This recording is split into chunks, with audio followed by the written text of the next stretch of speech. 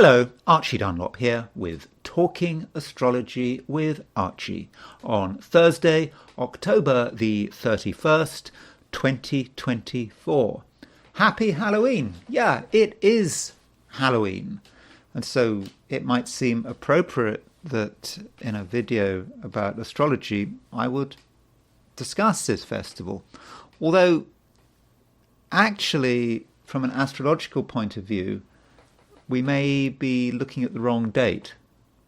I mean, I look at things in terms of solstices and equinoxes. So this Halloween festival is, of course, it's got the Celtic name of Samhain and sort of takes place October the 31st, November the 1st.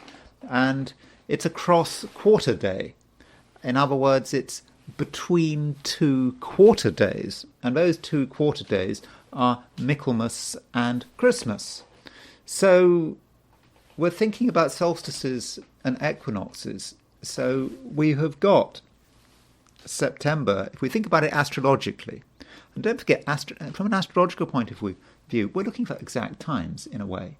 So we had the autumnal equinox in September, the beginning of autumn, I suppose, if you're in the northern hemisphere. And we have got the winter solstice coming up, the shortest day in the northern hemisphere, which is, of course, the longest day in the southern hemisphere. And so, roughly speaking, Halloween is sort of between the autumnal equinox and the winter solstice. But, why roughly speaking? From an astrological point of view, logically, the key point should be when the sun is exactly halfway between 0 degrees Libra and 0 degrees Capricorn. In other words, when the sun is exactly at 15 degrees Scorpio. And the sun is not at 15 degrees Scorpio. And in fact, the sun is not at 15 degrees Scorpio until next week. I think it's on November the 6th. And so what I want to do is actually look at the chart for, if you like, the astrological Halloween, which is on November the 6th. It is that exact point when the sun is at 15 degrees Scorpio. Now, another thing I want to consider is, I suppose, in terms of my own life, it is October the 31st, 2024. Now, I actually remember what I was doing 40 years ago on October the 31st, 1984. October the 31st, 1984, I know what I was doing. I was in Kathmandu, the capital of Nepal.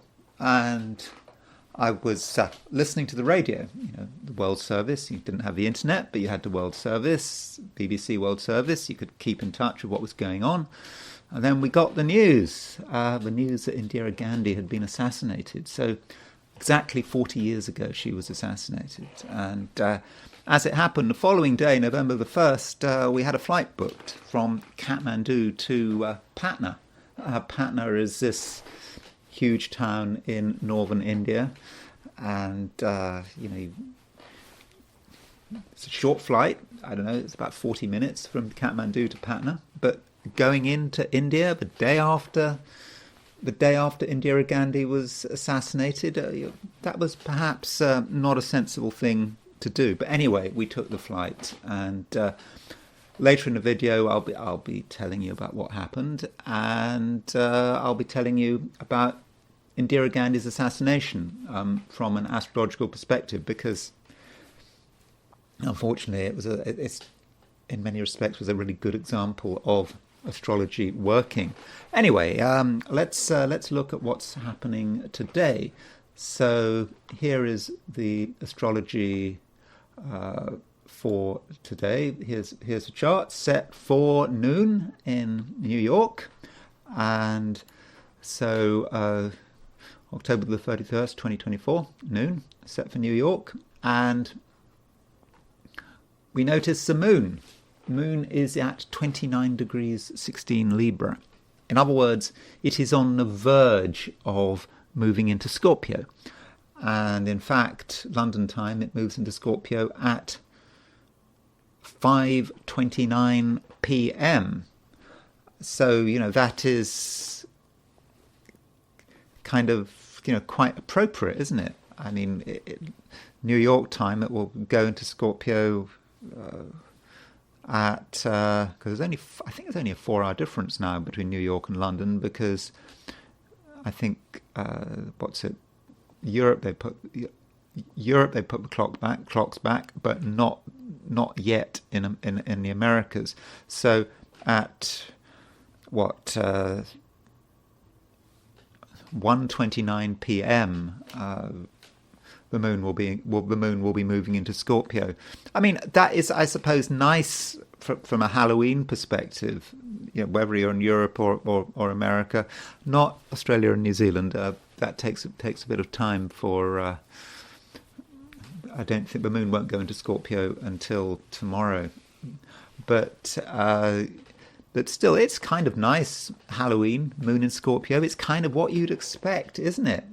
Moon in Scorpio is sort of traditionally seen as being sort of dark and brooding, intense. Just the right atmosphere for Halloween, and so.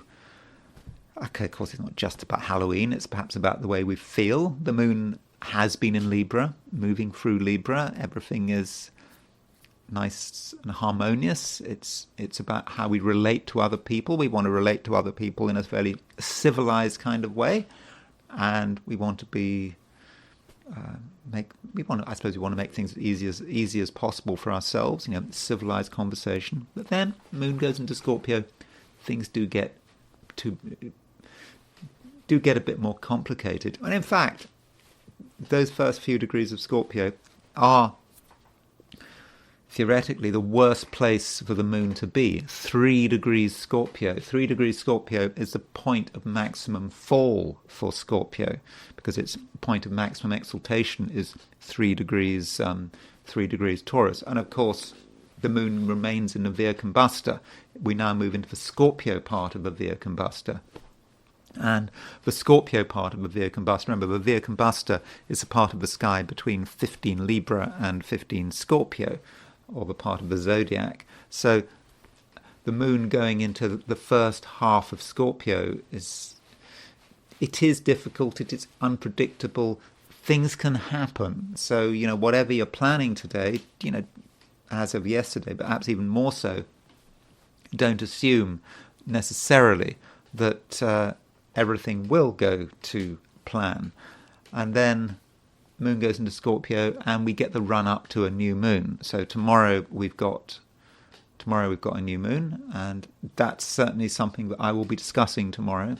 New moon, about 9 Scorpio. And so I think that is likely to be an important new moon. This is the pre-election new moon, so it should say something about what's happening in terms of the US election. But the moon doesn't really make any aspects before the new moon. So the first sort of 8 degrees, not much is going on. And of course, the moon is now deeply waning. The lunar cycle is really nearly over.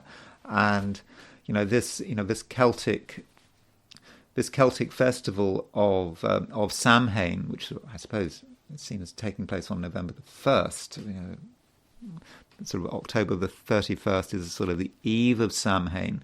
But it's in terms of the Northern Hemisphere, it is the beginning of the winter.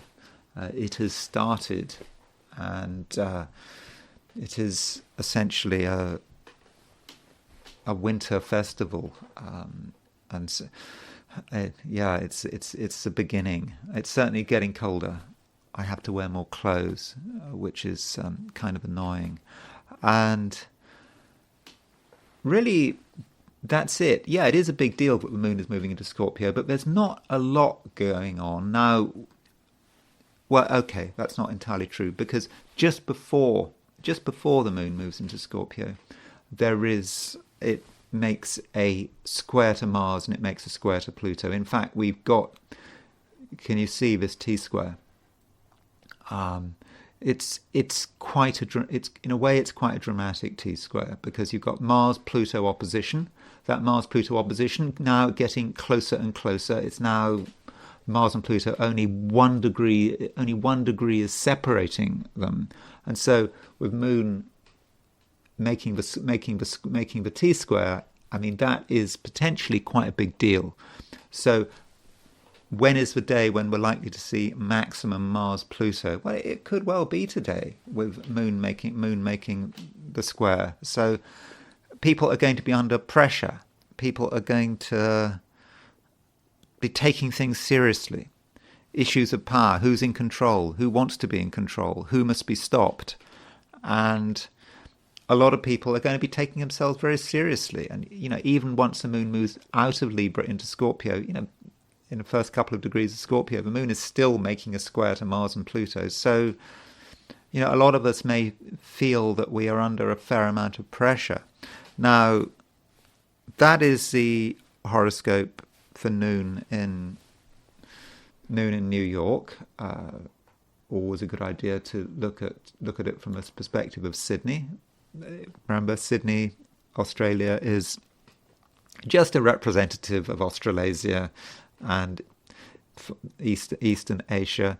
So you can see that at noon, the Moon is at 21 Libra. So I would have said that in Australia, it's probably Australia and New Zealand, it's less intense than, say, in Europe and America. The Moon is going through the last degrees of Libra. It's not going to go into Scorpio until tomorrow morning. Towards the very end of the day, it will be starting to pick up on that Mars-Saturn, on that Mars-Pluto opposition. But overall, I don't think it's such a serious day. There may be more freedom. Maybe in general, things perhaps are going to be a little bit lighter. Turning to the heliocentric picture, and these are positions of planets. If we put the Sun at the center of the solar system, and we can see that that there's that Mars Jupiter conjunction that I've been talking about for so long it's really it's breaking up. It's not. I don't think it's in operation. Mars is still square Saturn to some extent, but it is beginning to separate. I suppose it's 2 degrees apart. I mean, Mars square Saturn, we still feel ourselves to be under a little bit of pressure, and especially as geocentrically we've got Mars opposition Pluto, but I can't see, maybe you see them, but I can't see any really. Oh yes, one exact aspect, that Venus trine Jupiter. That Venus trine Jupiter was exact yesterday, but we may still be feeling it, and I think that Venus trine Jupiter is nice. I mean, it's quite useful. It's the two fortunate planets, the greater benefic Jupiter, the lesser benefic Venus, in trine heliocentrically. There is scope there for people getting on with each other, for having cooperation, and so it's perhaps a little bit of a silver lining to what in some respects is a somewhat dark day. I mean dark, I don't mean dark necessarily in a bad day, but dark in that kind of Moon in Scorpio sense. So anyway, let's now turn to the 12 signs. So these are my forecasts for the 12 signs for today, which is Halloween 2024, Thursday, October the 31st, 2024.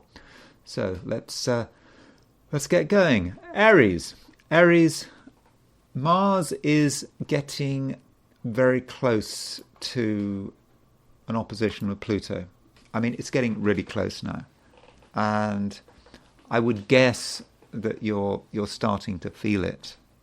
I think you've actually been feeling it for some days now, but you do feel that the pressure is increasing.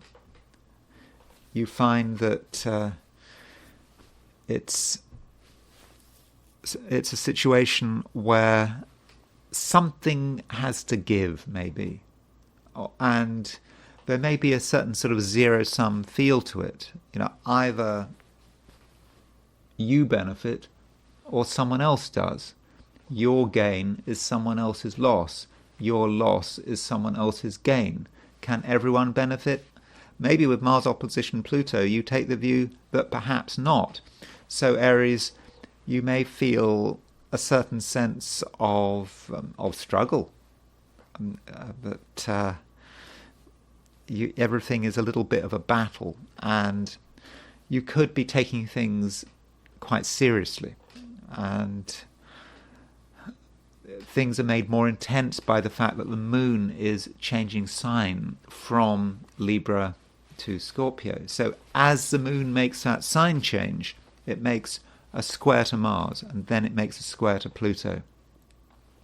And so that does put pressure on you, but it perhaps also points to some kind of solution. So, if you are feeling that things are getting difficult, that you might be in a potentially dangerous or at least stressful situation, maybe it needs to be talked about.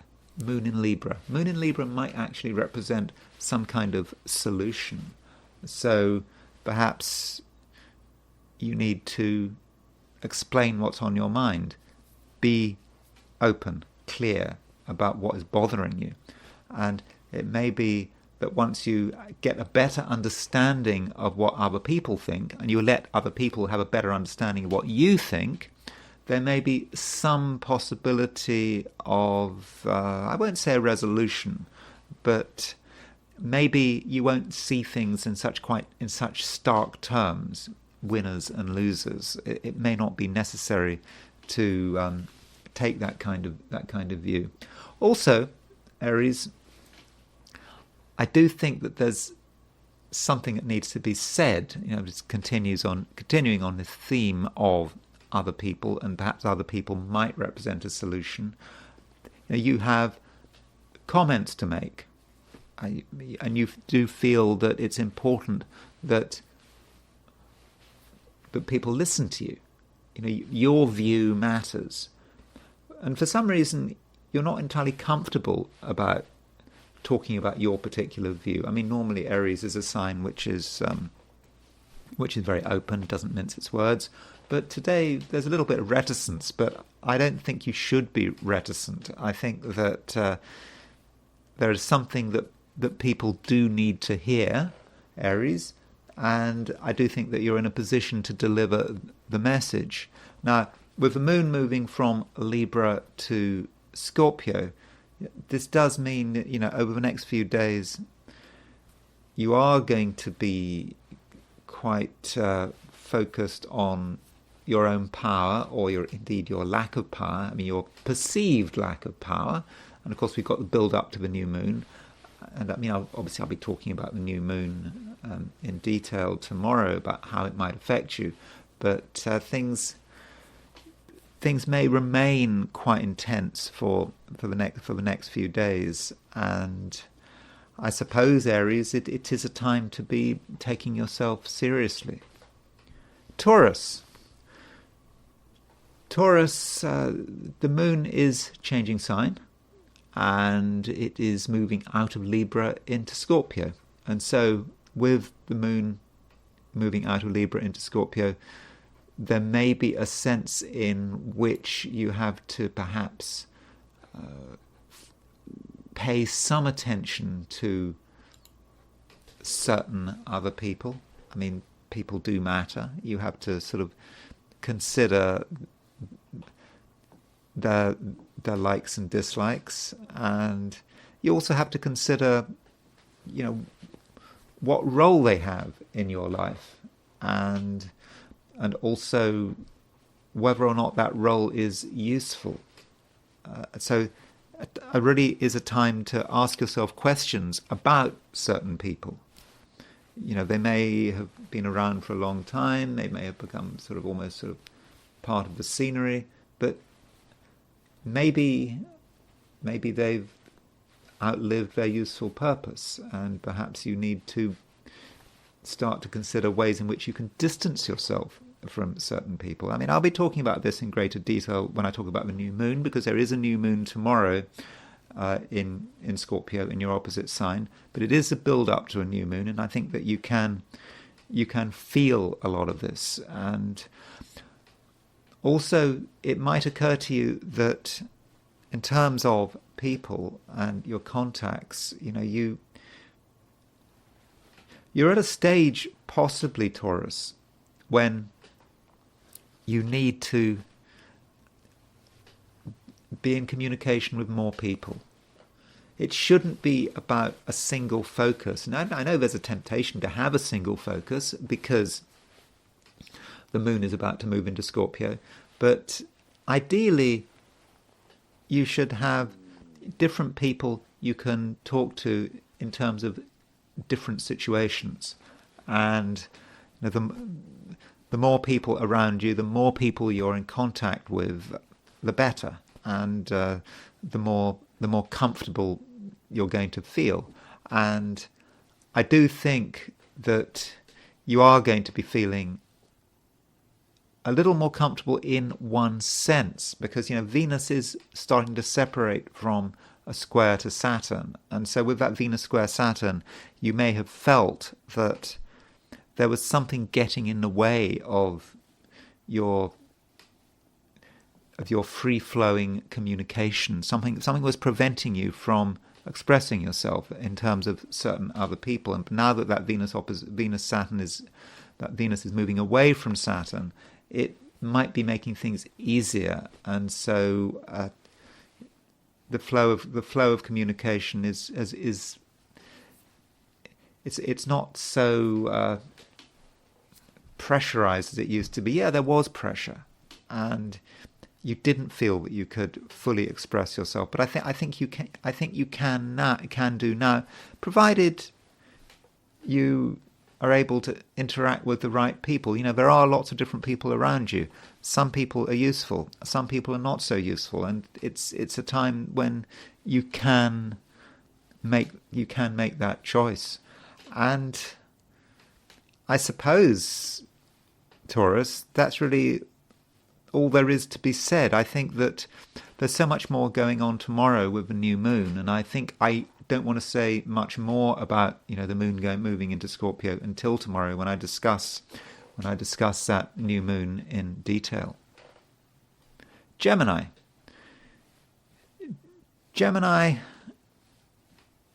you are certainly in a position where you can have an impact, and it may not seem that you can have an impact, because look at Mercury. Mercury, your ruler, it's in Scorpio. It's for you, Mercury in Scorpio is not the best place for it to be. You're kind of thinking about other things, and there are certain, complications, issues to deal with, and you feel sort of a little bit preoccupied, and things also may seem sort of slightly complicated. So, why would you want to do something to create waves? But actually, you can have a big impact. You can impose your opinions and your feelings and your ideas onto other people if you want to. But if you are going to impose your ideas onto other people, you have to do it in the right way. And it can't be done in a slow and gradual way. I think if Geminis are too slow and gradual, people get used to them. People get fair warning. People are able to sort of adjust their approach. This is a situation where perhaps you need the element of surprise. You spring something on someone. You suddenly say what's on your mind. You suddenly have a suggestion, and no one's expecting it, because the situation doesn't seem right, but suddenly you do it, and that can change everything. So, Gemini, it's very important that you are aware of your own power, even if it feels sort of externally that you can't do much. And, looking at what's going on, we can see that the moon is, what's the moon doing? The moon is moving from Libra and into Scorpio. And so, the moon in an air sign, that's very nice. It's certainly, if you're a Gemini, it's very nice. The moon is sort of almost making a sort of a trine to Jupiter. In fact, if you're in Australia and New Zealand, then the moon is going to be in Libra all day, and you're going to really feel that moon trine Jupiter. And I did suggest that if you're in Australia and New Zealand, it's going to perhaps be an easier day than if you're in Europe or the Americas. There will be a certain lightness to today, and especially if you're a Gemini, with the moon still making a trine aspect to Jupiter. So I suppose, if you're a Gemini in Australia or New Zealand, there's not much you have to worry about. I don't think you can just express yourself freely. But it is a little more complicated if you're in Europe or the Americas, because with the moon moving from Libra into Scorpio, you're just aware of, I suppose, something else that needs to be done. And again, it's not something you want to do. And it's therefore very fortunate that you're in a position where, if you are under pressure, you can express yourself very powerfully. If something is unacceptable, or you don't like the way things are going, Gemini, then you can tell people, but don't give them too much warning, as I've already suggested. Suddenly expressing yourself is, I think, the way to do it. Though I should also say that Mercury is making a trine aspect to Neptune. So Mercury is at 27 Scorpio. It is making a trine to Neptune at sort of 27 Pisces. And so, with this Mercury trine Neptune, you do have a certain amount of sensitivity. And I think it is this sensitivity which kind of gives a boost to your power. You kind of know how to have maximum impact. You're going to be able to feel your way around the situation, and it may be that you can actually tune into other people's weaknesses. You see how they're behaving. You notice the little things that perhaps you haven't noticed before, and because you notice these little things, you kind of can understand what does make someone weak. And if you want to have an impact, I think you'll know exactly what to say. So, Gemini, you might appear to be in a fairly weak position, but actually you're not. You have real strength. And then I suppose it's up to you whether you use this strength. And of course, there's a question of how you use this strength. It's up to you, but you do have to understand the situation. But with Mercury trine Neptune, I do think that that's something you're going to be able to do. Cancer. There's a bit of a change going on today, because the moon is moving from the moon is moving from Libra to Scorpio. And I think in many cases that changeover is quite fortunate, because with the moon moving into Scorpio, I think Cancer, you're going to feel a greater sense of yourself and who you are and what you can do.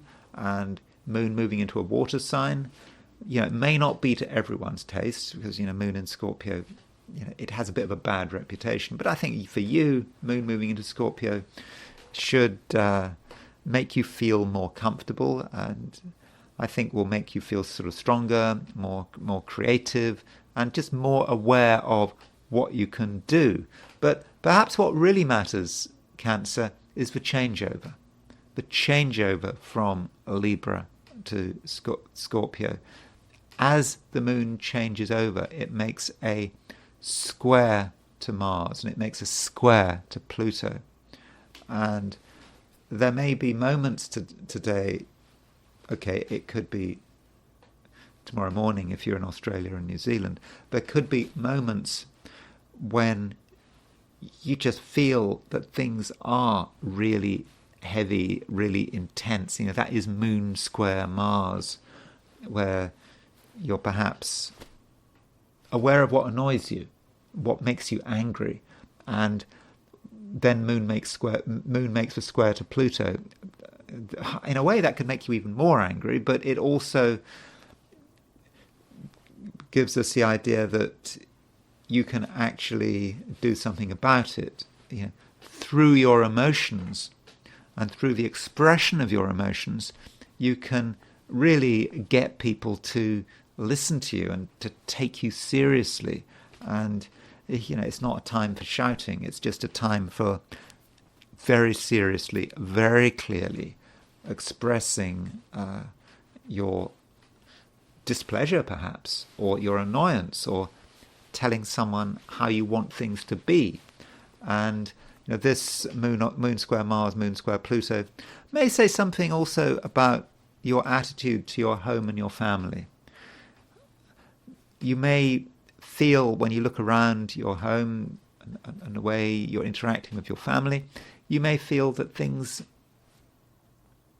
are not quite right, and that things could be a lot better, and that maybe family members are not behaving right, or they're not being respectful. But it's a situation where you shouldn't just brood about it, just sort of worry about the situation, think there's nothing you can do about it. Actually, you can definitely do something about it. You know, Moon aspecting Mars and Pluto is about action. It's about very powerful action, and it's that Pluto kind of action. It's about insisting on some kind of transformation, insisting that people stop behaving in a particular way and that it has to happen in another way.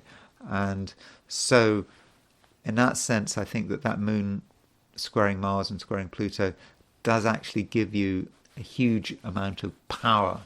And once you start asserting that power, I think it will be obvious to everyone.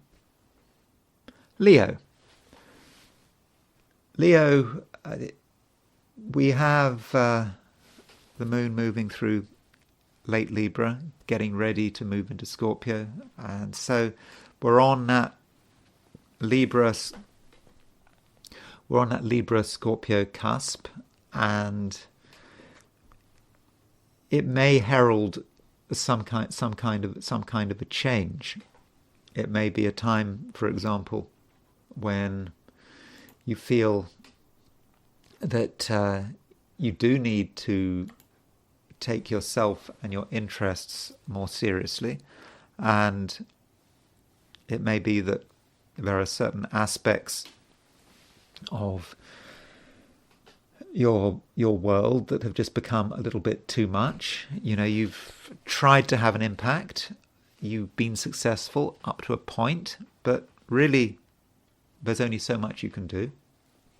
And you might then feel that it's a time to perhaps close down the shutters. It is Halloween, I suppose. Halloween, in a way, is a time to review the situation. You know, I suppose on Halloween, you know, you get, I don't know what it's like. I mean, Halloween, by the way, is a festival which is on its, certainly in the Americas, has been on the decline since the 1960s. It might seem that everyone gets obsessed about Halloween, but apparently in terms of sort of public awareness, public sort of consciousness, even though you have whole shops devoted to Halloween, it is not. Peak Halloween was in the 1960s. You know, there was an episode of Bewitched, wasn't there, which was focused on Halloween. You know, 1960s. I'm sort of showing my age there, but it's not what it used to be. And I suppose in terms of Halloween, still some people light their houses up. They want to encourage trick and treaters, whatever they call them. But other houses remain dark, and those are the houses that sort of do not want to engage with the Halloween spirit. Maybe that's a bit like you at the moment.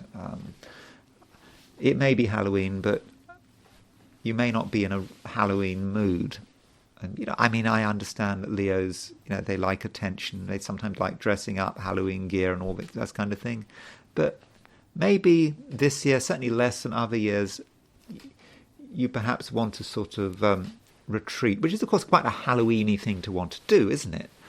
And so perhaps in one sense you're getting into the spirit of things. And also the sun is your ruler, and the sun is actually on the Jupiter opposition the Jupiter-Neptune midpoint. If you're looking at this chart, there you can see there's Jupiter, there's Neptune, and so it may not be entirely obvious, but you can see by eye that the sun is roughly on the Jupiter-Neptune midpoint. It is. Jupiter is opposition the Jupiter-Neptune midpoint, and that perhaps gives us a slightly different picture. Jupiter-Neptune is quite an idealistic pairing. It's looking at possibilities. It's maybe looking at unrealistic possibilities, but nonetheless possibilities. And Jupiter-Neptune, there's a certain spirituality to Jupiter-Neptune. So perhaps with Sun opposition the Jupiter-Neptune midpoint, and the Sun being ruler of Leo, it's very much how you express yourself with the Sun on a Jupiter-Neptune midpoint, even though you might not entirely be in the mood for heavy socializing, getting into the levity of the Halloween spirit. I don't know. Should Halloween have a light spirit? Should it be trivialized? I don't know. You perhaps feel that you want to sort of look at what is possible, perhaps on an inspirational and spiritual way. And indeed, we've talked about the Celtic festival of Samhain, that is the beginning of a winter, certainly obviously in the northern hemisphere. In the southern hemisphere, obviously that's not true, but it is the beginning of winter. And you may look beyond this with Sun on a Jupiter-Neptune midpoint, look beyond the commercialism of Halloween and just look at it as a spiritual festival. Of course, I have my own views about the spirituality of Halloween. I take the view that it's celebrated too early, that we should be celebrating Halloween on November the 6th. But, that's another matter. It's still culturally an important day, and certainly in terms of Celtic culture, it's important. And that is something that you might want to consider, what it means, certainly if you're in the Northern Hemisphere, for this to be the beginning of a winter. This is the beginning of the darkness, and that might be something you want to tune into. And with the Sun on a Jupiter-Neptune midpoint, there's also a sense of hope, a belief that something is going to turn out just fine. May not be in a spiritual sense. And under those circumstances, it's nice to have that hope, to believe that something is going to turn out fine, but don't rely on hope enough. Don't just rely on hope. There's something else you need to consider. And, we've only got Uranus and Pluto in Earth signs. There's not much Earth around at the moment. And so hope needs to be married with concrete action. So if you really want something to happen, particularly on a material level, you're going to actually have to do something. You can't rely on just wishful thinking. Virgo,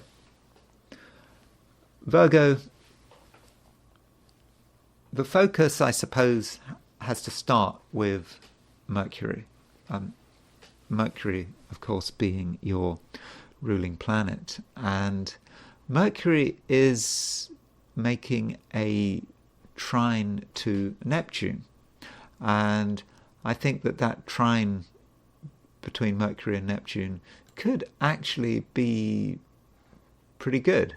I think it gives you a sense of what is happening on an emotional level, and you've been able to understand things that maybe other people don't get. And so, it's important to listen to your feelings and to make observations about other people and other people's feelings. Okay, people don't directly advertise what they feel, but they give hints. It's in terms of their body language, what they say.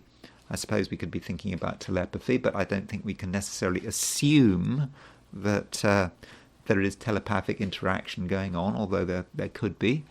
Certainly, if you regard yourself as having psychic abilities, then I do think that your psychic abilities will be more finely tuned than usual. And we are talking about types of communication, and communication can happen at many different levels. And there are channels of communication that you have right now which are not obvious, which are very subtle, and they may extend to the psychic, to the telepathic, and just being able to pick up on people's thoughts and feelings. So I do think this is useful. It allows you to fine-tune your approach. If you're talking to someone, you're able to you're in a feedback loop. I mean, I suppose conversation is always a bit of a feedback loop, but with you, that feedback loop is particularly prominent. You talk, you look at how someone is responding, you look at their body language. You perhaps are able to pick up on their thoughts if you have some telepathic ability. I mean, do we all have telepathic ability? Sometimes we're more telepathic than usual, but then you can adjust your approach. So I think that does actually put you in a good position. And also, Virgo, I think, Virgo, you are able to have quite a good sense of timing today. So there may be a sense in which you feel you need to put on a display. You need to demonstrate something. You need to say something. You need to get someone to take you seriously. And it's all about getting that timing right. And if you choose your moment, then I do think, Virgo, that you can actually have a very powerful impact. And people might be ignoring you one moment, not taking you seriously, and then you say it, then you do it. And people immediately pay attention to you, and they realize that you're not someone that can be dismissed. So Virgo, in a way, things are looking good for you. Though it's not a particularly light day, because you're taking things seriously, and it's right that you're taking things seriously. And the moon, when it moves, the moon is moving from Libra into Scorpio. As the moon moves into Scorpio, as we get a build up to a new moon, I think that you're able to be taken even more seriously. And this new moon, it takes place tomorrow, and I'm not going to really talk about this new moon today. I think that's something I will be discussing in my reading for Friday. Libra, you in some ways you're relatively relaxed. Perhaps sort of more relaxed than usual, or certainly more relaxed than other people. Even though today is the day when the moon moves out of your sign and into Scorpio. Well, that's not entirely true if you're in Australia and New Zealand. If you're in Australia and New Zealand, you've got moon in Libra throughout the day, and the moon is making a trine to Jupiter. So if you're a Libra in Australasia or Eastern Asia, then it's going to be a pretty easy day. And I think that things should run quite smoothly. With moon trine Jupiter, I think that you're probably going to be luckier than average. Now, if you're in sort of Europe or the Americas or Africa, it may be a little bit different. I think that there is a sense that things are a bit more serious, but I think that seriousness is largely going to be carried by other people. You notice other people, you certainly notice how their impact on you, but it's not really about you.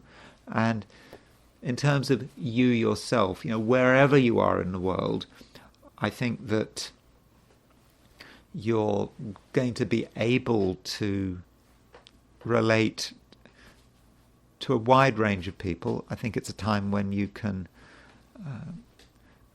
develop new contacts. So if you feel that the people around you right now are sort of not really on your wavelength, they're sort of holding you back a little, don't worry. You can find more people. So I think it's actually quite a good time for socializing and for casting your social net. However you want to do it, whatever means of communication are best for you. So, I do think that is certainly something to be optimistic about. And you are starting to feel this opposition between Venus and Jupiter. Venus, your ruler, Venus in Sagittarius, is starting to move towards an opposition to Jupiter. And, there are problems with this aspect, but it is Jupiter. And I think with Venus opposition Jupiter, you are perhaps feeling that it's important to be perhaps more friendly and more sociable, and you're prepared to consider different relationships and different contacts, even if you're dealing with people that you don't immediately get on with. I think that you are, in that sense, being quite open-minded, and that perhaps is the main thing about today, and also the fact that Venus is now separating from a square to Saturn. We had that square to Saturn sort of around the time of the weekend, Sunday, Monday, but that Venus-Saturn square, which might have been holding you up, is now very much something of the past. Okay, you can still feel it a bit, but it is fading, and so I think in many respects you can be yourself, though the moon is, we can't ignore the fact that the moon is moving out of Libra into Scorpio. And, with the moon moving into Scorpio, I suppose there are certain things you may take more seriously. You may take the view perhaps you had trivialized them in the past, and now it does matter. And of course, we've got build up to a new moon, and this new moon is new moon in Scorpio. It's in a part of your chart often connected with money. I'll be talking about that tomorrow.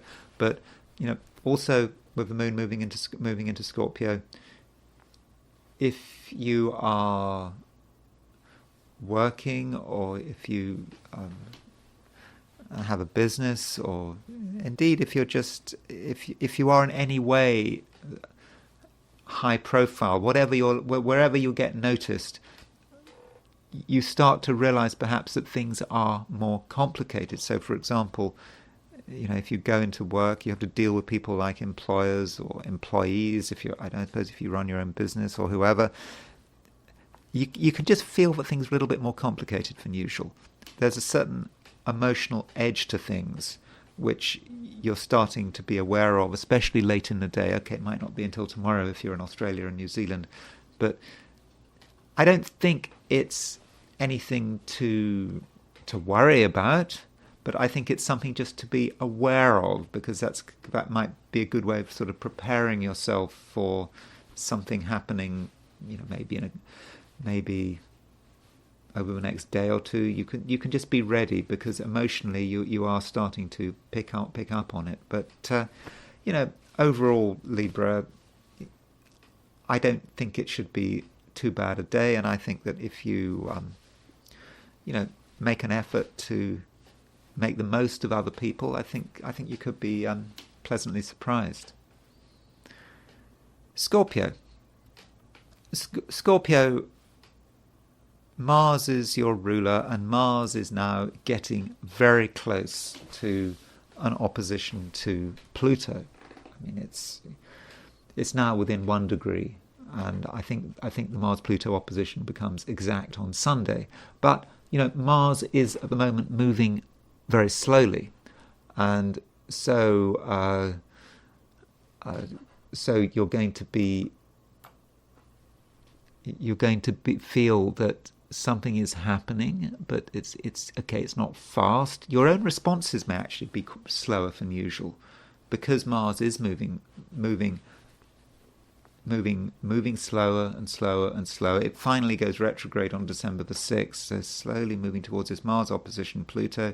It hits the Mars opposition Pluto, and there is a sense of your own power and what you are able to do, and what you can't do. And I suppose you have to make the distinction. As a Scorpio, I think you work best when you're quite concentrated and quite focused. Dissipation does not suit you well. And so perhaps on the plus side, this Mars-Pluto opposition is going to allow you to focus. Focus on what you're good at, and focus on what is important. And perhaps in terms of the power side of things, you can't be in control of everything, but you can be in control perhaps of just one area of life. There is this one area of life, this one situation where you can be in complete control of it, provided you give it everything you've got. And maybe that's what you should be doing, though don't overdo it. I mean, over-concentration for a Scorpio can also be a problem, because you just get so focused on everything, on one little thing, that you can't see, but you become almost blind. You're blind except in one specific area, and so that is not really anything too satisfactory. Now, the moon is changing sign. Okay, it changes sign tomorrow if you're in Australia or New Zealand, but it is changing sign. It's moving from Libra into Scorpio. And the moon moving into Scorpio, I think for you, is a good thing, because the moon is where it should be, as far as you're concerned. And you have a sense that you just understand things, and perhaps this is your moment. This is your time of year, and the moon, having gone into Scorpio, will move straight on and make a conjunction with the sun, and so that sun-moon conjunction in Scorpio tomorrow. I will be talking about that conjunction, the new moon, tomorrow, but still, it's in that build-up to the new moon. You feel almost ready, though perhaps you should wait until the new moon itself. So maybe if you feel that now you've got to do something with the moon moving into Scorpio, don't be in too much of a hurry. You still need to take time to sort of understand what is going on. And this sign change, the moon moving from Libra to Scorpio, does make quite an important aspect, because what happens is that the moon, as it moves through the last degree or two of Libra, it makes a square to Mars, it makes a square to Pluto, and that means in the jargon we have a T-square, Mars opposition Pluto, with the moon in Libra on a T, and at this point that there needs to be some kind of resolution. It may feel like that.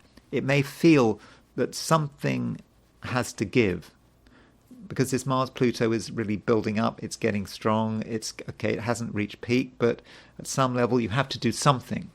And it may be that as the moon moves from Libra to Scorpio, you start to have some kind of realization that actually something needs to be done. And you know what it is, even if you're not quite ready to put it into action.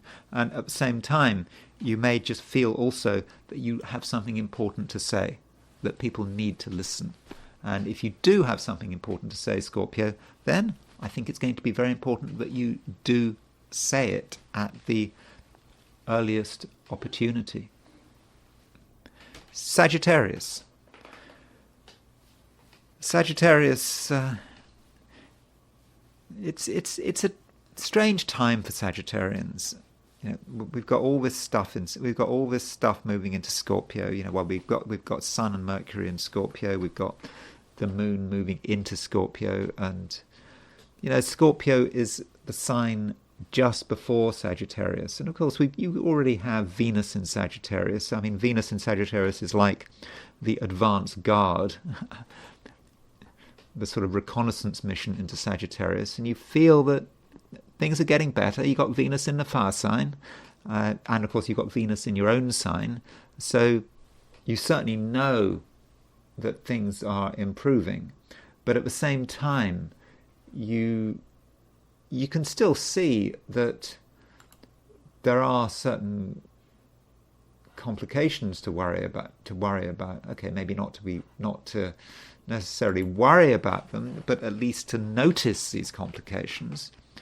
And you know, while there are planets in Scorpio, that reminds you that there are certain things that do need to be held back, and also Sagittarius, you have to consider, what are your thoughts and what's your general attitude.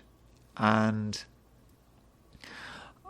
in a way, Sagittarius, I think you are getting into the Halloween spirit in terms of what you're thinking about.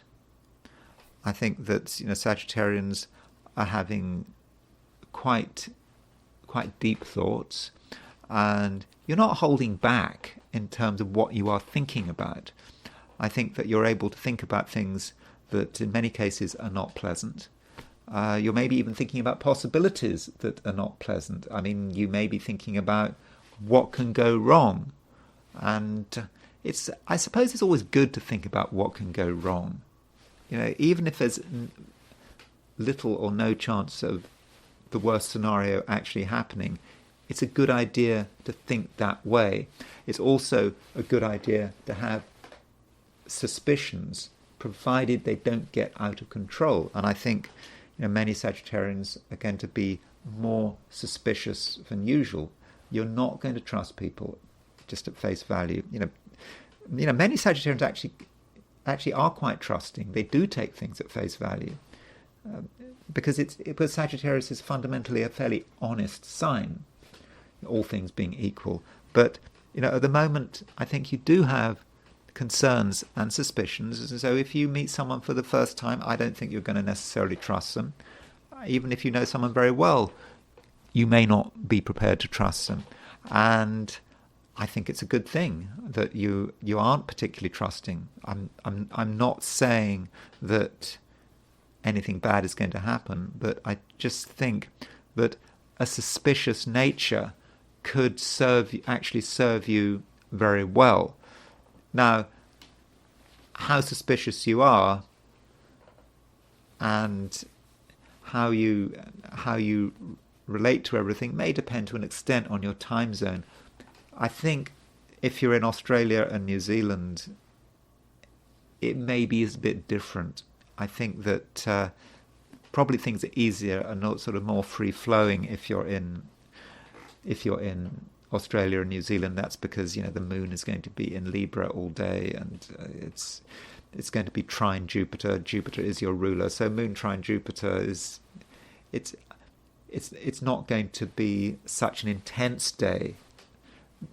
But nonetheless, doesn't matter where you are, but still we've got the Sun and Mercury in Scorpio, and that does provide a certain amount of intensity and maybe even a little bit of caution. But I think if you're in America and Europe, I think that suspicious side of your nature, which is, well, and it's not really a suspicious side of your nature at all, because you are quite open and you like to take things at face value in some respects.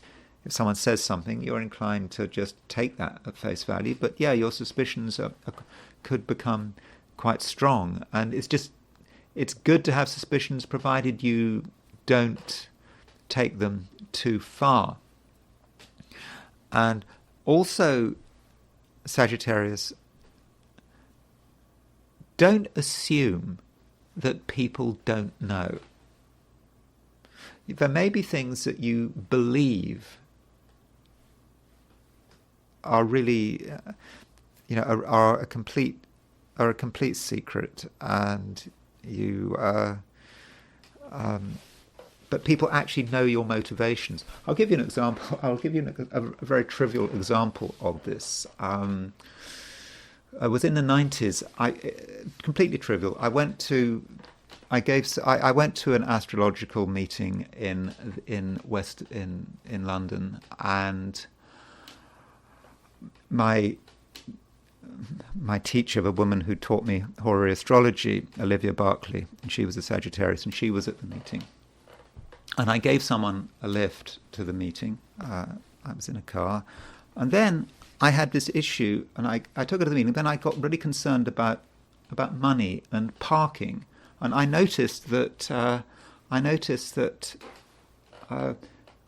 there was only free parking after a certain time. I think it was a Saturday. It was central London. It was after noon, and so I didn't go to the meeting because I was too cheap to go to the meeting. I just waited in the car because I didn't want any traffic warden to sort of catch me out, and so I just waited until midday, and then I went to the meeting. But meanwhile, there'd been concerns about where I was, why had I just disappeared? But Olivia, being a Sagittarius, she knew exactly she knew that the reason I hadn't turned up to the meeting was because I was waiting for the free parking. And so, well, in that case, that's an example of Sagittarians knowing what someone is doing. It's just completely obvious. I mean, I know it might sound obvious to you, but it wasn't obvious to me. But it can actually work both ways. And in this case, it could work both ways. So what I'm saying is that maybe as a Sagittarius, certain things are obvious to you, like with my teacher, Olivia Barclay, why I wasn't there.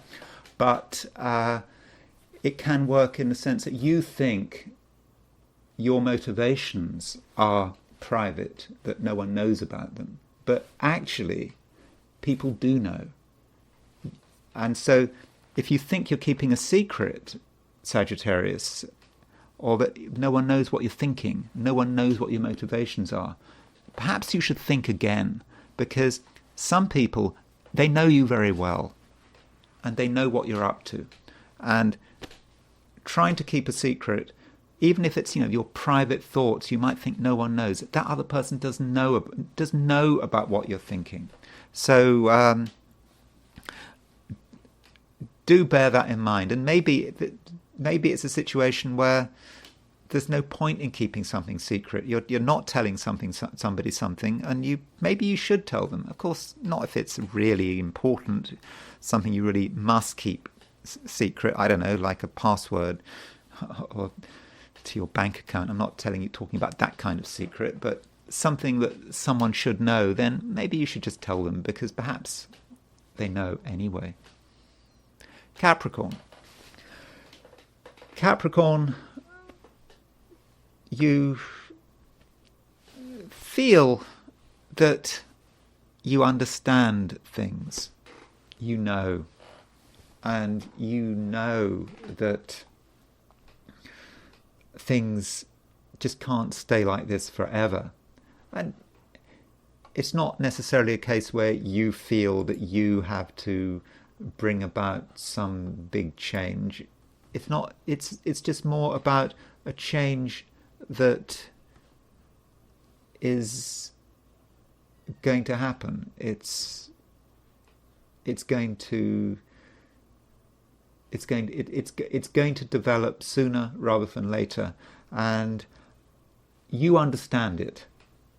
And maybe, Capricorn, other people don't understand it. They might be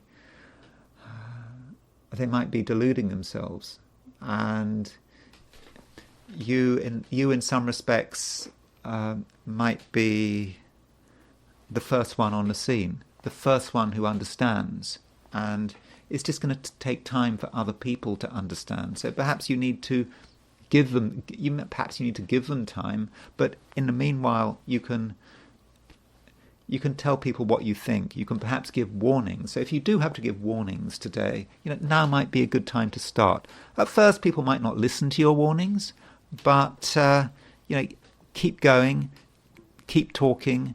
I think in the end, that they will start to get it. Now, talking about the specifics of today, Capricorn, we do have the moon in very late Libra, making a square to Mars, square to Pluto. Now, I think from a Capricorn point of view, that's an important aspect. The moon is in a cardinal sign, Libra. Mars is in a cardinal sign, Cancer. Pluto's in Capricorn, another cardinal sign. And it may feel to you that something is changing and something actually has to change. And the Mars-Pluto opposition, okay, it's exact on Sunday, but I've been talking about it for a couple of days. I think it's relevant to you. I think I talked about it yesterday. It's relevant to you in terms of how you evaluate other people. It's also an aspect that is about power. Who has the power? Who doesn't have the power? And you're aware of the extent of your power. And I think with that moon square Mars, moon square Pluto, you may feel at some stage today, or it could be tomorrow if you're in Australia or New Zealand, that you could feel that at some stage something actually has to give, something has to change. And that might be particularly the case if you have a high profile, or if you're in the public eye, or if you're going into work. It just may feel that something has to give, and that perhaps the way you have been promoting yourself and presenting yourself maybe needs to be intensified. And you need to make something clear, and people need to understand. And it's not about them appreciating what you say. It's more important than that. It goes beyond sort of general sort of likes and dislikes. If it has to be said, I suppose, Capricorn, well, it has to be said. And then the moon moves into Scorpio. And moon moves into Scorpio does create a change of emphasis. And tomorrow we have the moon goes into Scorpio. Then it makes it when we got the new moon tomorrow, and with tomorrow's new moon, I think that's something important. It may say something about how you perceive your place in the world. I mean, your place in the social world, and it may kind of be a new beginning for you, and that might be something you want to look at. But I'll be talking about the new moon tomorrow. Aquarius, the moon is moving from Libra into Scorpio, and from an Aquarian view, the moon moving into Scorpio does emphasize the point that you have certain ambitions and targets and things that you want to achieve. And this has been very clear to you for the last few weeks. We've got the Sun in Scorpio, we've got Mercury in Scorpio, and now we're about to get the moon in Scorpio. And indeed, we're going to get a new moon in Scorpio tomorrow. And this new moon in Scorpio is about what you want for yourself. And perhaps you might want to rededicate yourself to something. But that is something I'll be looking at in more detail tomorrow, because tomorrow is when we have the new moon. So I don't want to talk any further specifically about that new moon. And also, Aquarius, it seems that there are things you want to say, and you feel that these things do matter, and you expect to be listened to, because it's important. And if people were to ignore you, then that would not be good. And you may actually feel some sense of responsibility to be taken seriously. You are, in a way, ahead of the crowd.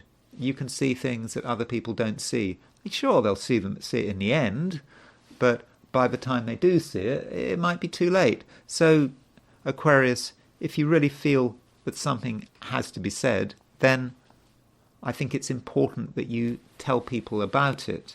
And, this advice to tell people what's on your mind, I'm not just telling it to you, I'm telling it to some of the other of the 12 signs, because that's the kind of world we're living in at the moment, where things are starting to come out into the open.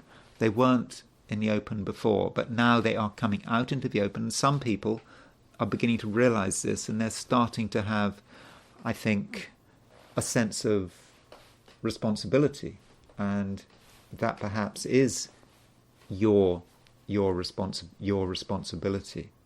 And the moon, before it moves into Scorpio, just before it moves into Scorpio, it makes a square to Mars, and it makes a square to Pluto. Now, that T-square, because we've got Mars opposition Pluto with the moon on the T, that T-square could very well be about ideas and what you believe in and what's important to you. And that T-square may put them under pressure.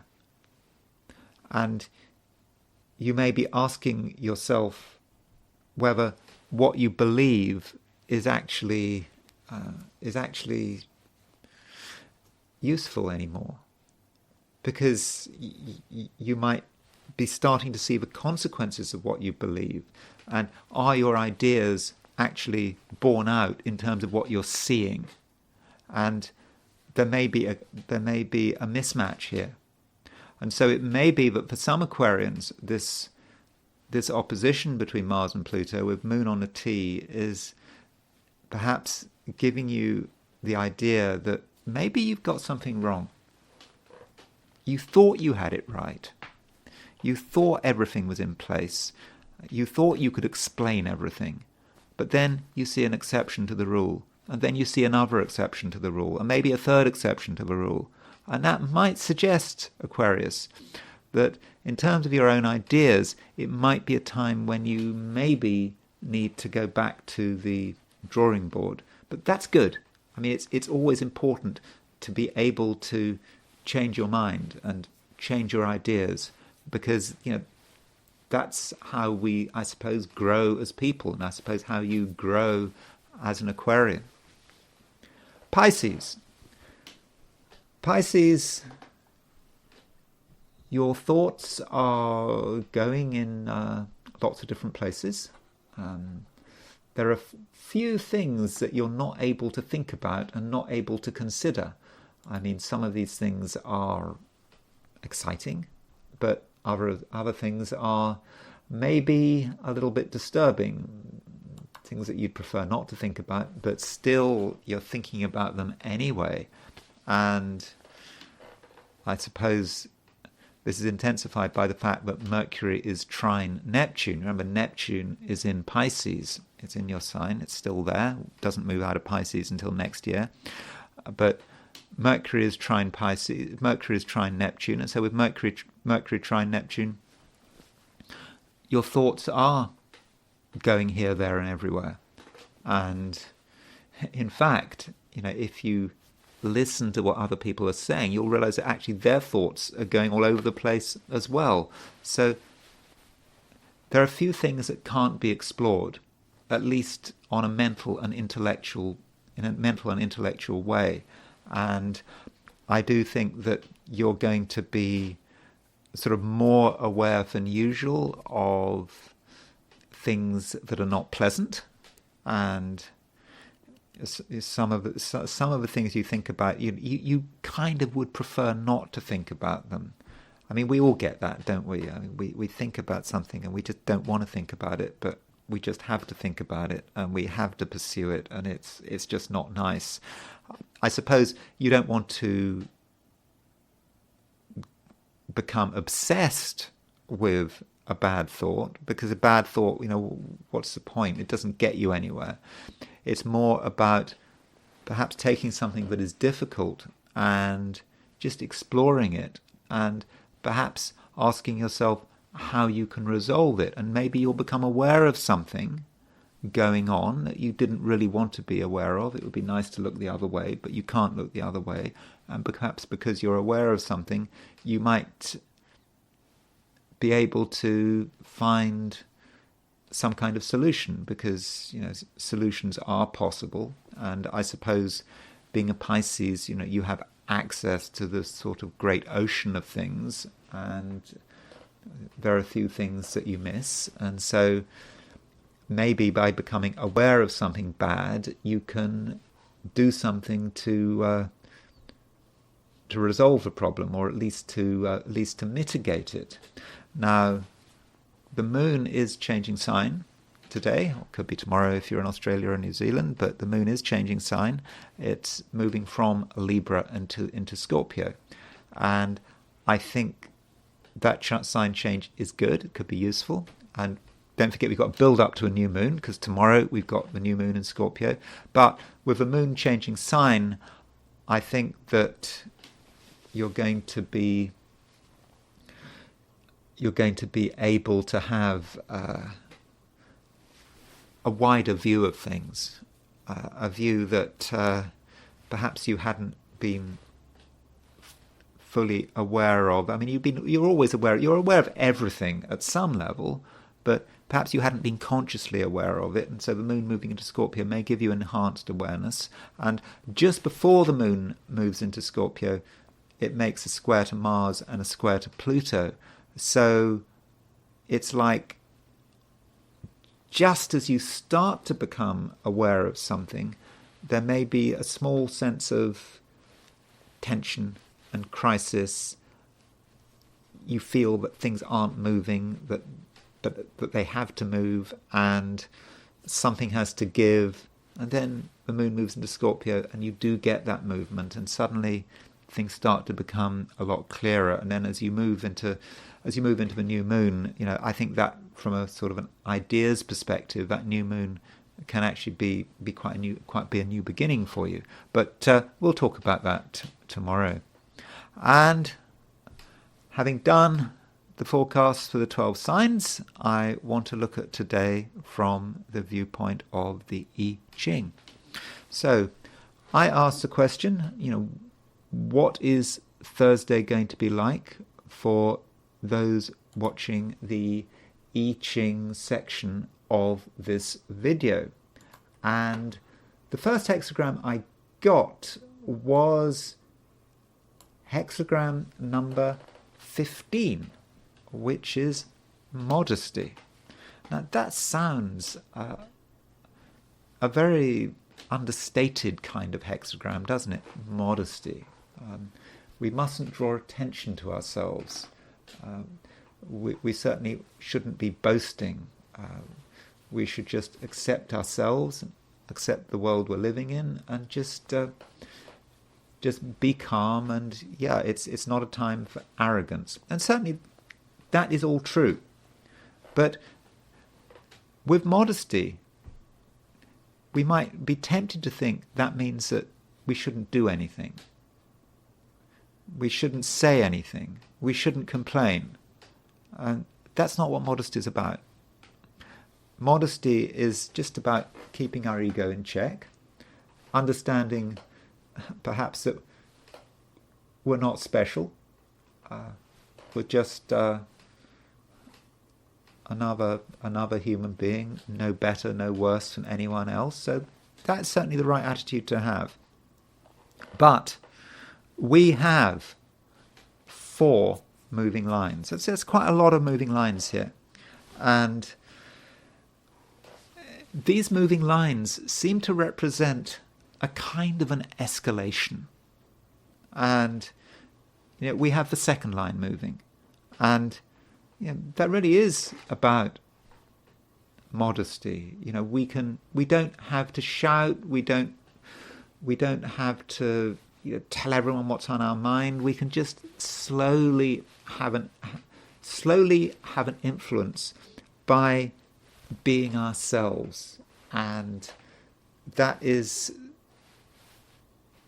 the right way to go about it. People will notice in their own time, and we'll get any recognition we deserve. It'll happen when the time is right, and in fact, people will appreciate our modesty. But that is only the beginning of this escalation, and in the end, it will become clear that just modesty for the sake of modesty is no good. Modesty is not about allowing bad things to happen because we're not special. Modesty is not about passivity.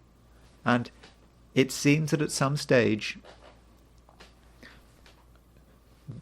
we're going to have to interact and perhaps be strong and perhaps be critical. And it's not about our ego.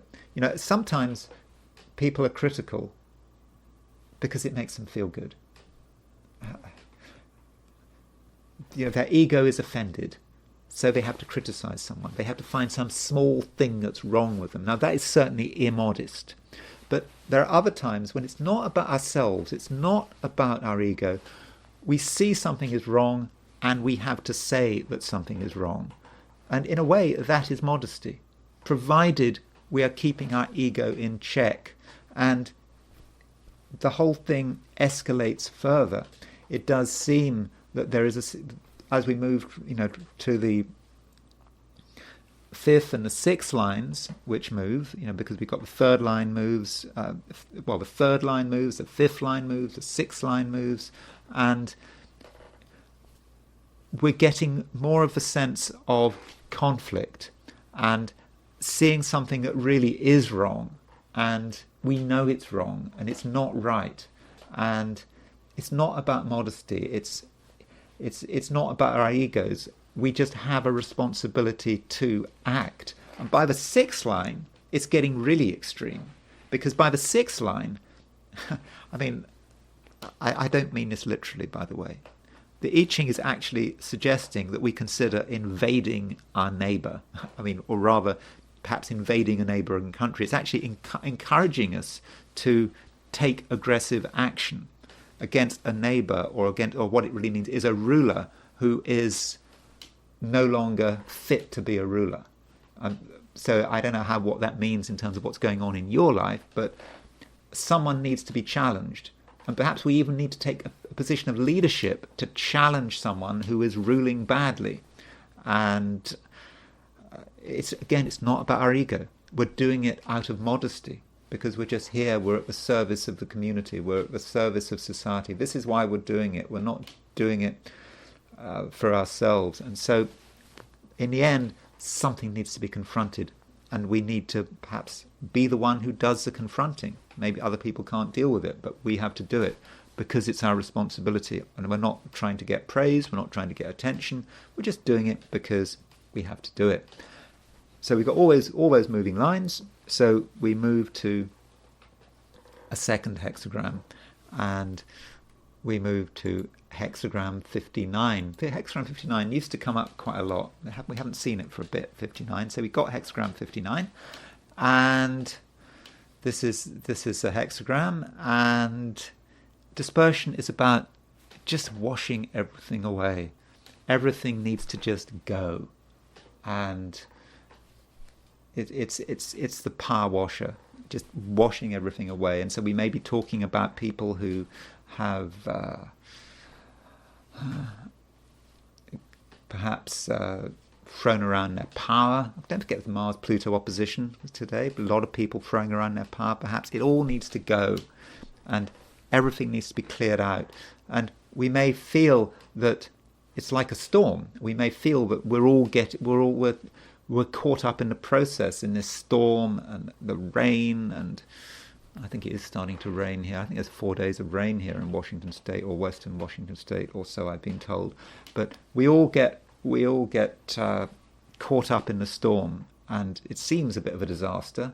But when the storm is over, everything has changed. The positions have changed. We were in one place, we were in the valley, and we're washed up onto the mountain. And actually, we've made progress. And so, perhaps in terms of modesty and those quite heavy moving lines in modesty, we've brought about a change, and we've created a storm, and a storm happens, and as a result of the storm, everything is clear, the air is clear, and everything is where it should be. And now I want to talk about, before I talk about Halloween, I want to talk about Indira Gandhi. So, I have led quite a boring and uneventful life, I would have said, and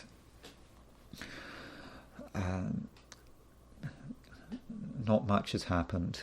But so because of that, when I go through some big event, some big global national event, it sort of it sticks with me. When you become an observer of something really quite dramatic, and so what happened is it was October the 31st. I was in Kathmandu and listening to the radio.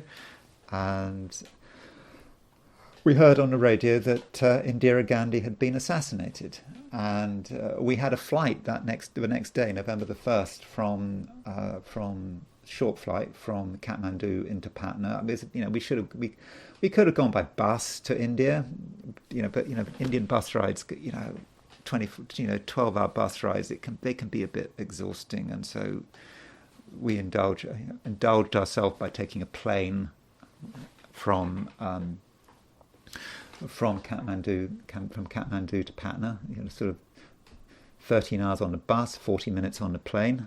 Seemed the obvious thing to do, but yeah. So Indira Gandhi had been assassinated on the 31st. So we got to Patna, which is this big city, and it's in the state of Bihar, really in the sort of the Hindi belt, sort of northern India, where Indira Gandhi was a really very important person, and it was very dramatic. As soon as we got to this city, we heard there was a 24-hour curfew.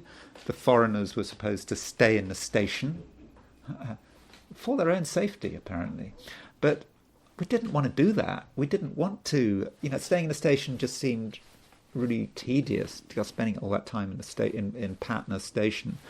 And I had been to Patna before, and I had thought there was a hotel one could go to, and so even though there was a 24-hour curfew, we just went out of the station, started walking through the streets of Patna. There was this massive groups of people by the road, just total silence. It was like the whole city was just, these people were completely traumatized. It was like they had lost a relative. I mean, she was that big a deal, Indira Gandhi, at least in northern India. And we saw policemen with guns. They didn't stop us. So they were sort of asking us what we were doing. Well, we were looking for a hotel, even though it was a 24-hour curfew. And the idea was, I looked for the hotel, which I think had been run by Sikhs. The trouble is, the Sikhs were being attacked, and Sikhs were killed by the mob in northern India. And I think this hotel might have been run by Sikhs, and it was closed up. There was someone standing outside it, and when we took the bus from the airport into Patna, we saw these looted shops. It was that was somewhat disturbing, and then it was kind of really stupid, of course, to be walking around when there's a 24-hour curfew. Then trying to find a room at a cheap hotel. It was impossible to find a room in a cheap hotel. The question is, why was it impossible to find a room in a cheap hotel?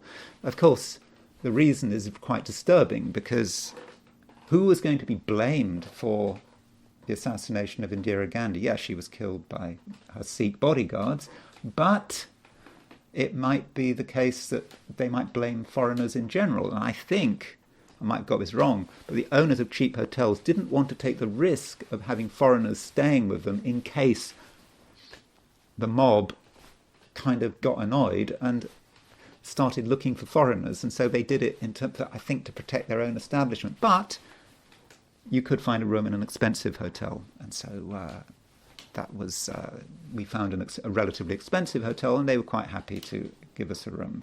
And then one was able to watch Indira Gandhi's, watched her Indira Gandhi's on the TV, sort of black and white, all these mother of India, her getting burnt by the Ganges. It was just an incredibly powerful and dramatic event, and it's the only time in my life I've been involved in something like that, which is why I'm talking about it. So forgive me for indulging myself.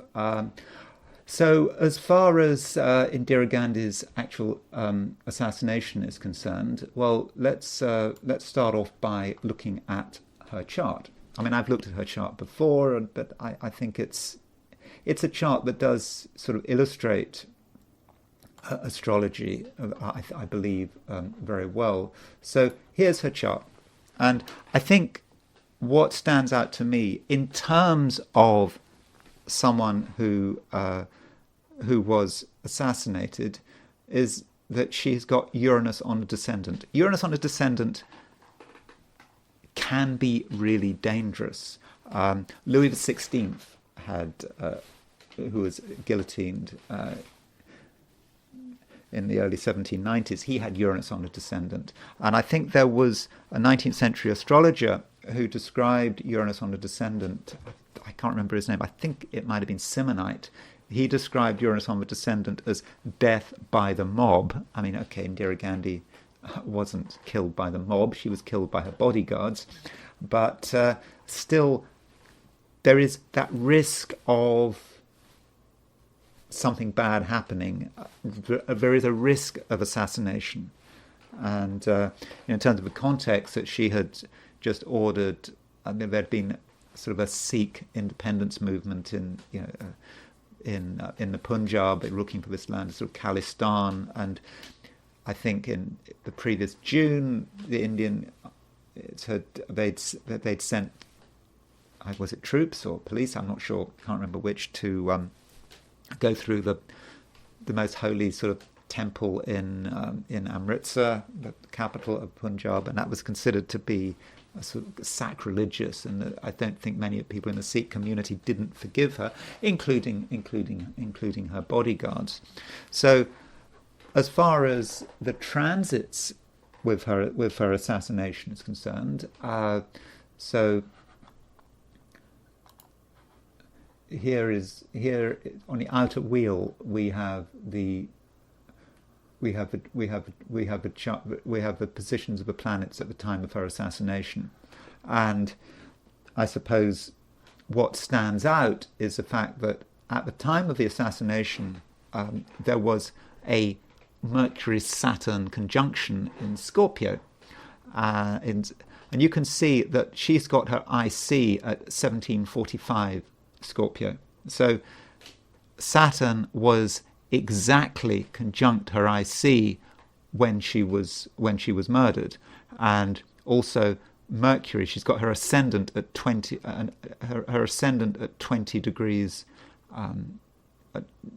20 degrees Leo. So Mercury was fairly close to the square of her ascendant. So that Mercury-Saturn conjunction was hitting her ascendant and her IC at the same time. So that's one way of looking at her assassination. Then there is her solar return. So this is her solar return for I've taken it for where she was born in Allahabad, And so her solar return is set for November the 19th, 1983. So this solar return is quite difficult because we've got Algol on the midheaven. We've got Sun sort of opposition Algol. A lot of focus on the IC here, with the Sun close to the IC. And remember, we have Saturn hitting the IC by transit. And she was born just before a full moon. So the moon was at 17 Taurus, and so that would be 9 degrees off. I mean, I suppose by a symbolic measure, within 9 months, something bad could happen. I suppose what's 9 months? Well, you could say, but 9 months would be sort of the summer. I mean, maybe about just after around the time that the temple was broken into. But that moon opposition with Sun, with the moon moving towards the midheaven conjunct Algol. So I think the solar return does indicate that something bad might happen, that it might be quite a difficult year for her. And then we have the new moon before her assassination. And so this is the new moon set for October the 24th, 1984. So this would be, about 6 days before she was assassinated. And I've set this for Delhi, and she was assassinated in Delhi. And so this new moon, I mean, quite an intense new moon. New moon, 1 degree 16 Scorpio, conjunct moon at conjunct Pluto. And the thing is that set for Delhi, that the ascendant was at 1 degree Scorpio, and the new moon conjunct Pluto was exactly on the descendant. I mean, that really does indicate an attack, and perhaps a sort of an assassination attempt. So I think that that's perhaps quite telling, the fact that it is so close. I mean, we can, if you to look at that from a perspective of astrocartography, let's just set that how we look at that new moon. So we'll put so if you look at that new moon, you see there's a new moon. This is a new moon conjunct Pluto. Now you can see it on the astrocartography. There it is, going right the way through India, going directly through Delhi. I mean, not even just by a little. It's not even off. It goes directly through the Indian capital, directly, where she was assassinated. So, I do think that that's really powerful, and does show that in certain cases astrocartography can work extremely well. And finally, I wanted to look at her solar arc directions. Solar arc directions, she was, I think, 66 when she was assassinated. She was assassinated just before her 67th birthday. So, so if we put Indira Gandhi's chart in the middle, and when we look at her solar arc directions, and then we solar arc directions. So the solar arc directions that catch my eye is, look at solar arc directed Mars. So remember, we're moving all the planets approximately 66 degrees, because she's 66 years old, 67 degrees. That's when we'd expect something to happen. So Mars is at 17 Scorpio, and so her natal Mars is at 9 Virgo, but by direction it's moved to 17 Scorpio. So Mars is exactly on the IC, and remember, we've got transiting Saturn exactly on the IC when she was murdered. And finally, one thing she has in her chart is Uranus on opposition the ascendant, and so we can track, in terms of the ascendant, her directed ascendant was at 28 Libra, and her directed Uranus was at 28 Aries, and so that opposition directed is making us, because she's got her moon at 28 Capricorn. So that directed ascendant Uranus opposition is directly hitting her moon by square. So directed Uranus on square her moon, directed ascendant square her moon, and that was pretty close. So I think using these techniques, using transits, solar arc directions, solar return, and looking at the pre-event new moon, I think there was a lot going on.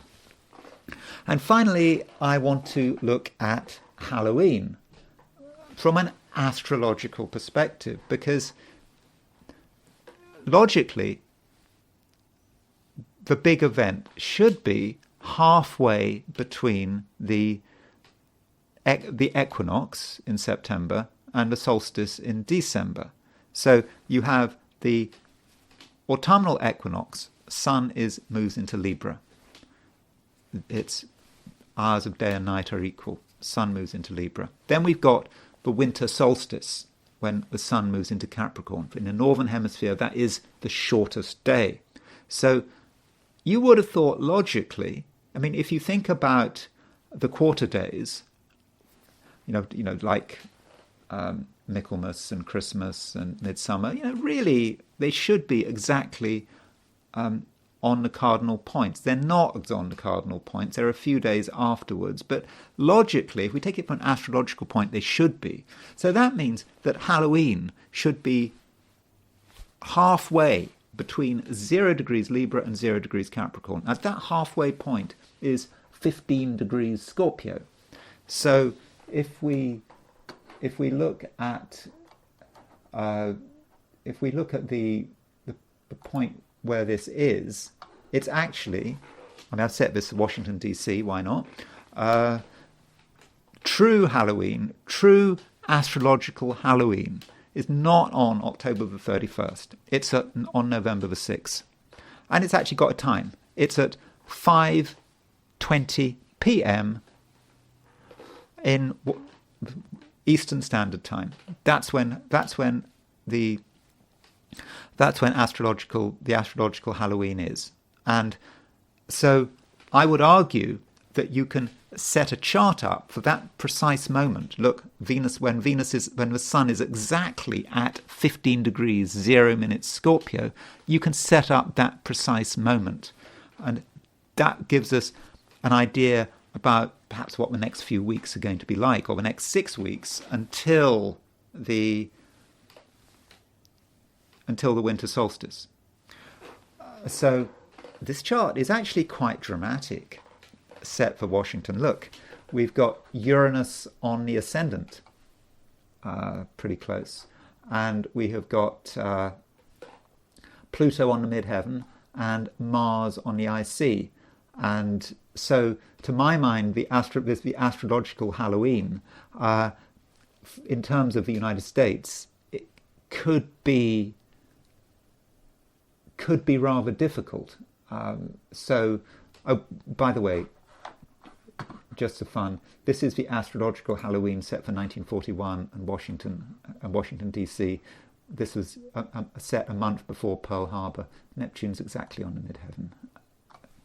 Neptune, boats, sea, Pearl Harbor, American fleet getting attacked. I think that fits pretty well, doesn't it? Anyway, I just thought I'd just show you that quickly, just to provide. I know it's only a sample of one, but maybe that provides a little bit of support for the idea of looking at an astrological Halloween. So going back to the chart we were looking at. So if we do an astrocartography for that, so let's look at.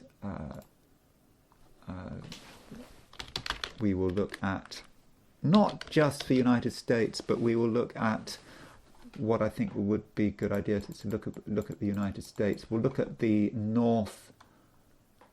northeastern United States.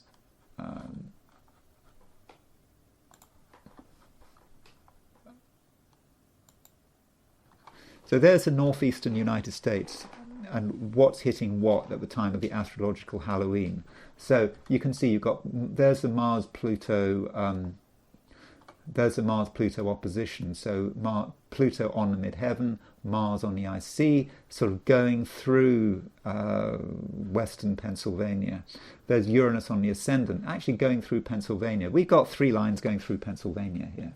That's kind of interesting. That's an important swing state. I think Trump and Harris, they have to get, I believe they have to get pretty much, well, they pretty much have to get Pennsylvania. I mean, I think certainly Harris has to get Pennsylvania, and maybe other pathways, but it is an important state. But it may not be just about Pennsylvania. It's a fact that it's all about Washington. There's Washington, D.C., the capital of the United States, and we can see that it's right in the middle of the firestorm with Mars and Pluto on the midheaven, Uranus on the ascendant. So, you know, a lot of people are saying that the aftermath of the election is going to be really, really tough and dramatic. There's going to be a real storm. And I would have said that the astrological Halloween, with Uranus on the ascendant, Pluto on the midheaven, Mars on the IC, does support the theory that the few weeks following the election is going to be for America very, very difficult and very, very tumultuous. It's not, I don't think, going to be a peaceful time for the country. Anyway, that's it. Happy Halloween. Of course, happy traditional Halloween. The astrological Halloween is not really for another week. But anyway, happy Halloween. Hope you have a fun day. And if you enjoyed this video, I'd be very grateful if you were to like it. If you are not subscribed and you enjoyed this video, I'd be very grateful if you were to subscribe. And if you want to buy me a coffee, there is a link in the description. So thanks again for listening, and I will talk to you again tomorrow.